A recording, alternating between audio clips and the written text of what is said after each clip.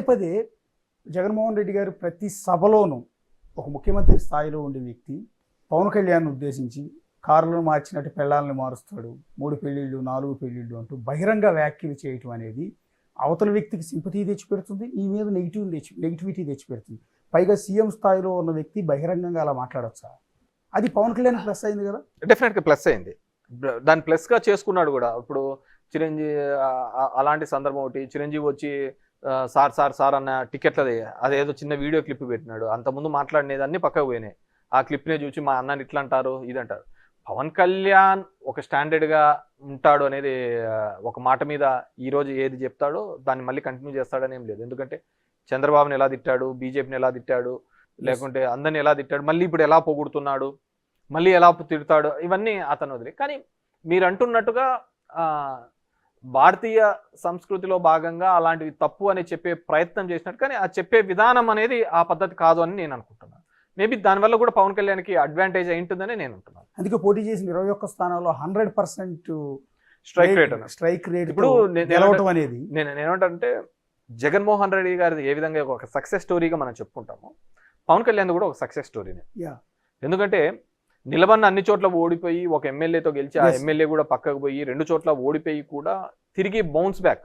సరే అతను ఏదో నా వ్యూహం నాకు ఉంటుందన్నాడు, సరే అతనిలాగా ఎవడు మాట్లాడలేదులే, అంటే కులాల పరంగా కానీ మతాల పరంగా అంత ఓపెన్గా మాట్లాడి నా కులం నాతో ఉండాలా అనే మనం.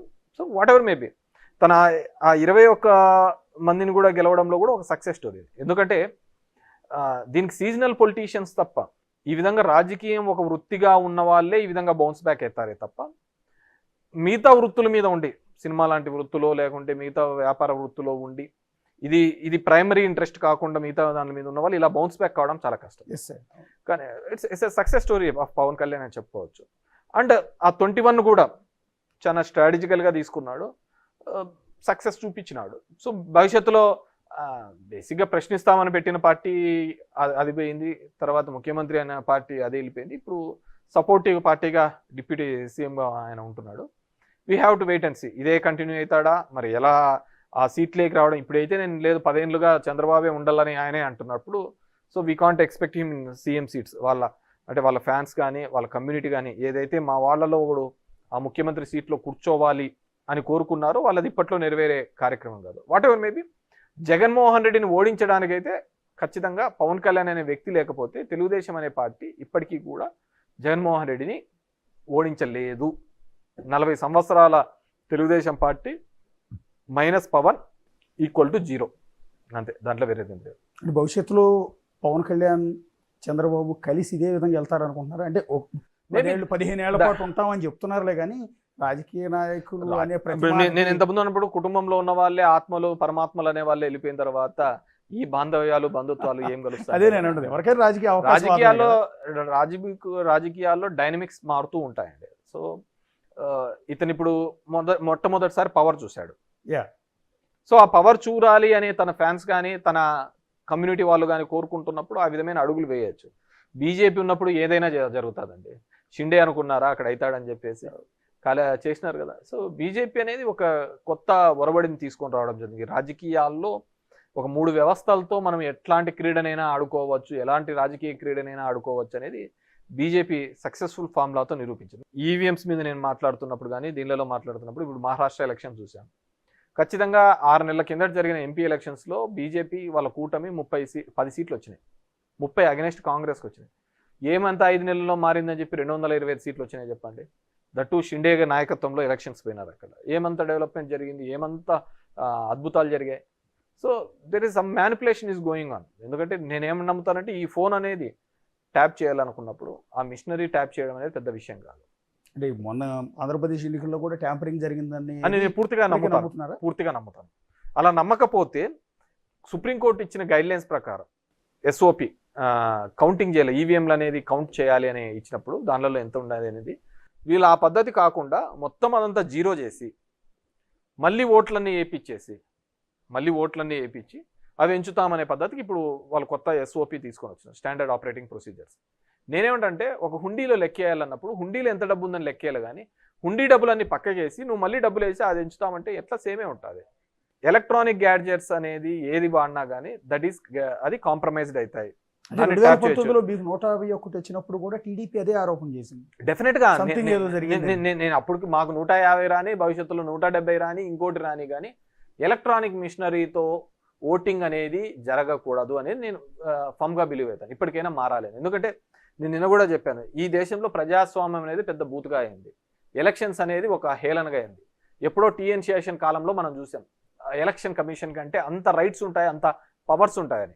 ఎందుకంటే నేను కూడా చెప్తున్నాను, ఇప్పుడు 94లో మా నాన్న ఇండిపెండెంట్గా నిలబడినప్పుడు 500తో ఓడిపోయినప్పుడు మేము రిగ్గింగ్ చేసుకున్నాం. 99లో రిగ్గింగ్ చేసుకున్నాం. ఆ రోజు పేపర్ మీద ఉంది కాబట్టి రిగ్గింగ్ చేసుకుంటున్నాం. ఇప్పుడు మారింది, టెక్నాలజీ మారింది, ఈవీఎంస్తో రిగ్గింగ్ జరుగుతున్నాయి. అంతకంటే వేరేది ఏంది కానీ లేదు.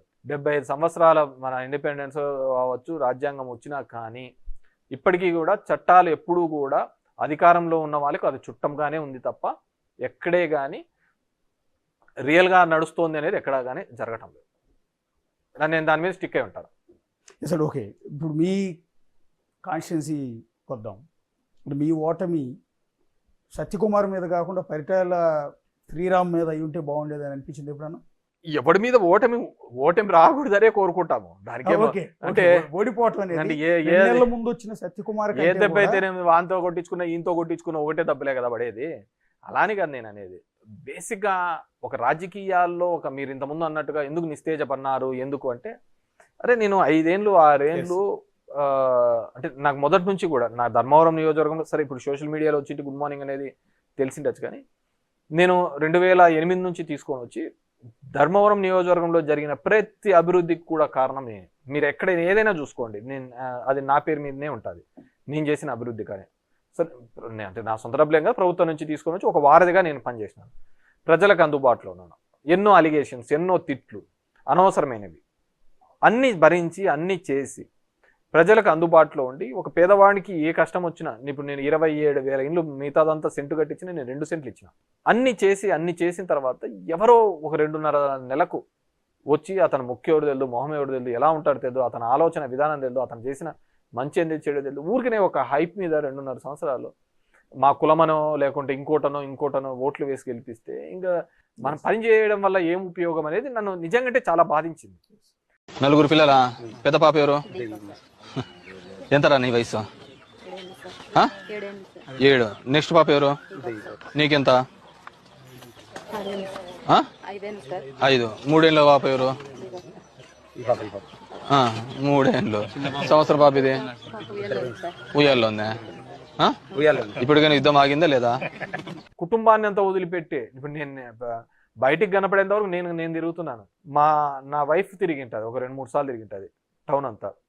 మా తమ్ముడు తిరిగింటాడు, ఒక 3-4 సార్లు తిరిగింటాడు. ఏ కష్టం వచ్చినా ఎంత అంటే అంత డబ్బులు ఇచ్చింటాడు. పిల్లల చదువు కోసం కష్టం ఉన్న ప్రతి చోట కూడా సాయం చేసింటారు.